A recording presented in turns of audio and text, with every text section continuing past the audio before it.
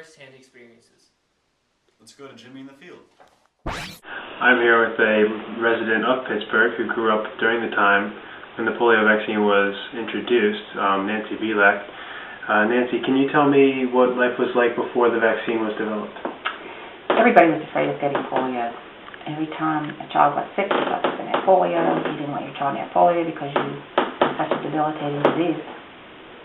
You couldn't breathe. You were paralyzed. You were in an iron lung. And what was that iron lung?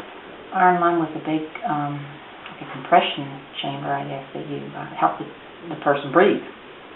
Because when you're paralyzed, if you're paralyzed in the chest and the lungs, you needed help breathing. And you always had to wear braces after that on your legs. You couldn't walk. You were paralyzed. Okay. What was the impact that the vaccine had on the people with polio and the public who did not? It was like a real godsend because everybody wanted the vaccine, and it wasn't made available to everyone. You just had to go to the doctor and get the vaccine. They wanted everybody to have it. They wanted to eradicate the disease. They didn't want it just, they just didn't, just like smallpox and diphtheria, that type of a vaccine. They wanted everybody to be free of disease.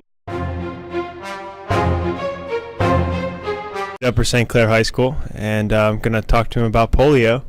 Do you have any prior knowledge of the polio or the polio vaccine?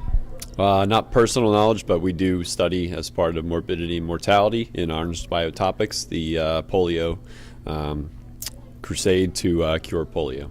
Okay, well, what is that like? What is the crusade like? It was just work done by Basil O'Connor to raise money, and then the actual one of the polio vaccines that was created at the University of Pittsburgh by Jonas Salk. Due to the lifelong immunity of the virus, the number of cases of the virus started decreasing. Do you think that the virus will be completely eradicated in the United States and even across the world? Perhaps we might see signs of eradication in the US, but due to the worldwide nature of it, that it's still a major problem. It's probably still going to infiltrate the US from the outside. So it's going to take a significant amount of effort and amount of time to achieve that.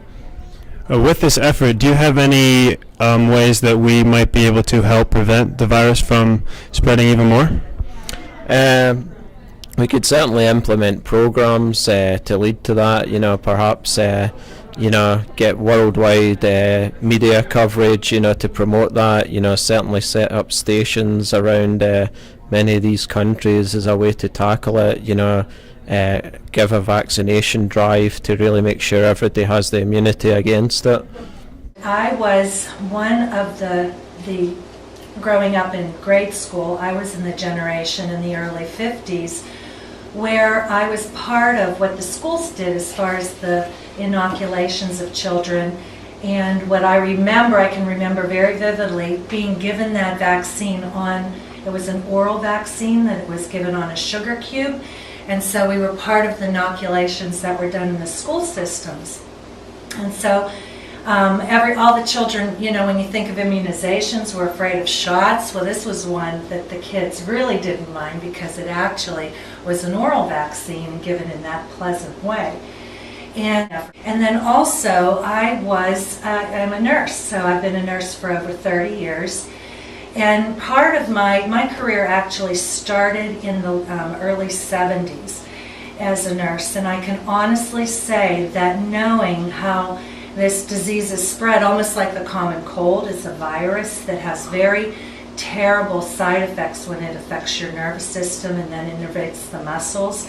So you have muscle weakness and inability to walk. Mm-hmm. Well, I think that the vaccine being as accessible and proven safe as it has been, there aren't as many doubts and fears about offering that to children and early on so that they really don't run the risk of being exposed to this disease.